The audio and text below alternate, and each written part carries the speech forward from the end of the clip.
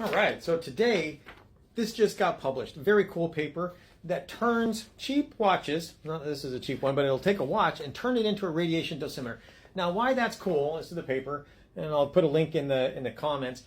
Why that's really cool is that if you have a large radiological event that's, say, in an urban area, you're not going to have people walking around with dosimeters.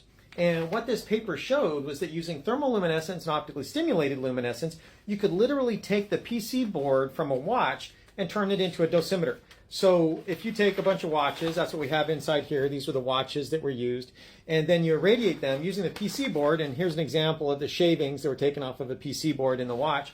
You can turn that into a dosimeter using thermoluminescence and optically stimulated luminescence.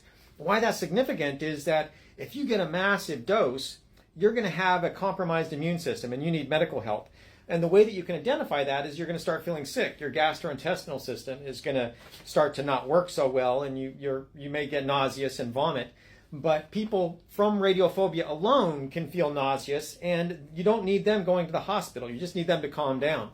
And so this paper showed that if people go to population monitoring centers, if they will give up their watch, you can have this done. And in principle, it could be non-destructive if you just only take off a little bit of shaving and then reassemble the watch. The next thing we're going to be doing is using, say, thumb drives. And the actual primary author, I don't know if you can see this, Modeste, he's a physicist from North Carolina A&T. And then the other work was done by one of our undergraduate students here, Natalie. Oh, they're backwards, sorry. And then I just supervised. So Modeste came to my lab to do these measurements. He just got hired out to Howard University. So I'll be doing work with him there in the future. But this is pretty exciting because our next step is to do other things. And there were a few issues that we have found in here in this paper that we still need to work out so that this really becomes rigorous.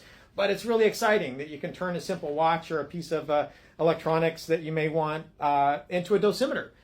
It's right now destructive if we can't reassemble it, but the idea is that if it is reassembled, then it can become non-destructive insofar that you could just scrape off a little bit of the PC board and put everything back together and it would still work. So it's kind of exciting.